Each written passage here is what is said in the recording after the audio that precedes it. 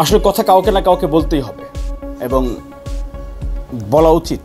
সেটি আমার বিরুদ্ধেও যদি আপনি বলতে পারেন বলেন, যুক্তিতর্ক প্রমাণ দিয়ে বললে বলেন।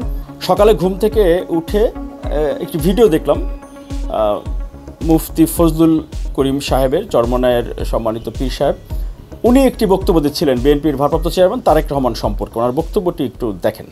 আসামে বলেন তো, আপনার নেতা এত ভালো, তাই মিলিটারির ওই সময় মাজা ভেঙে দিয়েছিল কেন? আপনার নেতা যদি এতই ভালো ফেরেস্তা হয়, তা আর্মিরা মাজা ভাঙছিল কেন? আপনারাই তো বলছেন। বিএনপির হাজারো লিডারদের মুখে বক্তব্য শুনেছি, আমার লিডারের মাজা ভেঙে দিয়েছে, তারপরে লিডার এখনো আছে, তা মাজা ভাঙছিল কেন? আমি অবাক হই যখন এ ধরনের বিজ্ঞজন আলেম মানুষ, এর জ্ঞানী মানুষ যখন কথা বলেন, তখন উনি কি বললেন যে আপনার নেতা যদি এত ভালো হন তাহলে উনি কেন আর্মি তাকে কেন মাজা ভেঙে দিছে পিটা, এরকম শব্দ উনি বলেছেন, তাই না?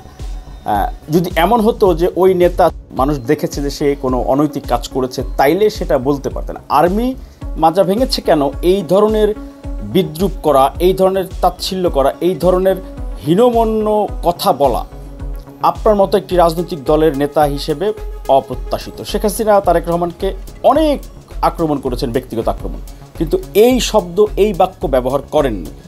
এখন বিএনপির কেউ যদি এটির পাল্টা জবাব হিসেবে বরিশাল নির্বাচনে চরমনায় পীর সাহেবের দাঁত ঘুষি মেরে ভেঙে দিয়েছিল আওয়ামী লীগের কোনো একজন সদস্য, সেটি কি বলবে যে আপনি এত ভালো হলে পীর সাহেব হলে আপনার দাঁত কেন ভেঙে দিয়েছিল আওয়ামী লীগের কেউ?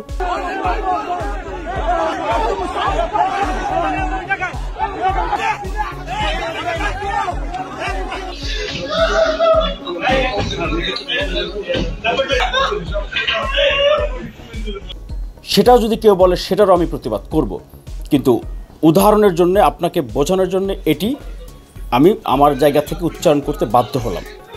ধর্মীয় আলেমগণ, ধর্মীয় বক্তাগণ, ধর্মীয় নীতি আদর্শ নিয়ে যারা রাজনীতি করেন তাদেরকে আমি অবশ্যই ব্যক্তিগতভাবে শ্রদ্ধা করব, কিন্তু সেখানে ইসলাম হচ্ছে আত্মসমর্পণ করা, ইসলাম হচ্ছে শান্তির ধর্ম বলা হয় ইসলামকে, সেখানে এই ধরনের বিদ্বেষ ছড়ানো, সমাজে বিভেদ সৃষ্টি করা, এইটা কোনোভাবে ইসলাম ধর্ম সমর্থন করে না। আপনারা আলেম, আপনারা বিজ্ঞজন, ধর্মে অনেক বুঝেন, কিন্তু আমরাও যেহেতু ইসলাম ধর্মের মানুষ, আমরাও কম বেশি ধর্মীয় রীতিনীতি, নীতি নৈতিকতার লেখাপড়া অন্তত করেছি। এইটা সমর্থনযোগ্য না, এগুলো পরিহার করবেন।